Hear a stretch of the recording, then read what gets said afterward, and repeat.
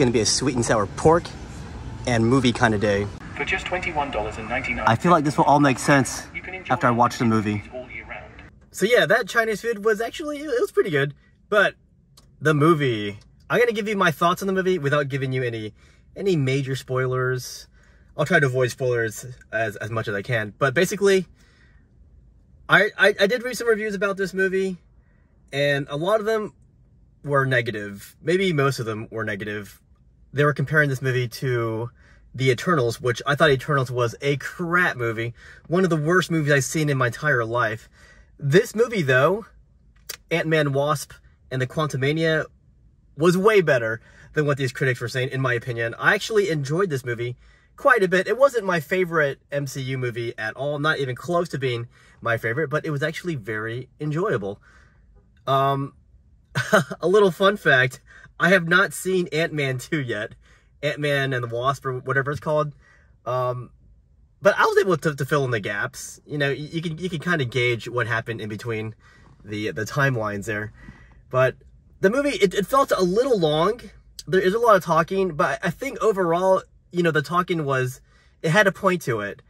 It did feel a little long, so I feel like they could have trimmed some stuff off or made it flow a little bit better. But I think overall, it was a well-made, executed movie.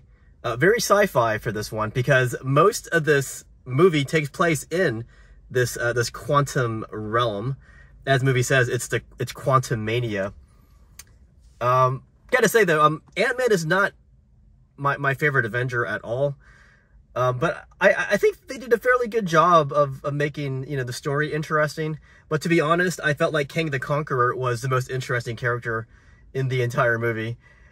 He was cool. I love the actor. His name is, Jonathan Major.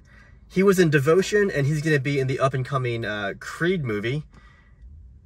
Very, very great actor. I don't know where this guy came from, but man, he is great.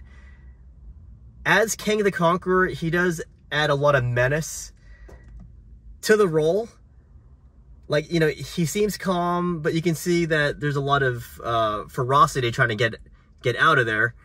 And I like that little touch that he added to Kang the Conqueror. So I was always, you know, I was wondering how they're going to make this guy interesting. Because for me, I thought Ultron was a lame freaking villain. I thought Thanos was kind of lame. I thought the guy from Thor: The Dark World was kind of lame. I feel like a lot of these Marvel movies are great, but a lot of the villains kind of fail. Loki is an exception. Loki was a very, very cool villain. Namor was a great villain. And I'm going to add Kang the Conqueror to this list of great villains in Marvel movies, where the villains are usually forgettable. But Marvel usually makes up for it with great stories. And I felt like, you know, Ant-Man 2 was a very solid story. Lots of fun stuff happening. And it was cool seeing, you know, the whole Pym family together, you know, all using their suits. That was a nice touch. And honestly, I felt like they did a good job of building this world, the quantum realm, or the Quantumania, or whatever you want to call it. They did a good job with that. And it's got to be hard to make a movie that was probably filmed, what, 80%, 90% inside this CGI set, I'm assuming. So they did a good job with that. And for a story concerning Ant-Man, I guess this is probably the best story you could have made with him, maybe, I'm thinking. And, you know, I think that they did a good job of, you know, pitting the Pym family against, what's his face? Kang the Conqueror. So those are my thoughts on this movie. In case you're wondering, yes, there's something that happens in the middle of the credits, and there's something that happens at the end, the very end of the credits. So you got to stay for the entire credit scene. So stay in your seats, guys. You're in for a wild ride.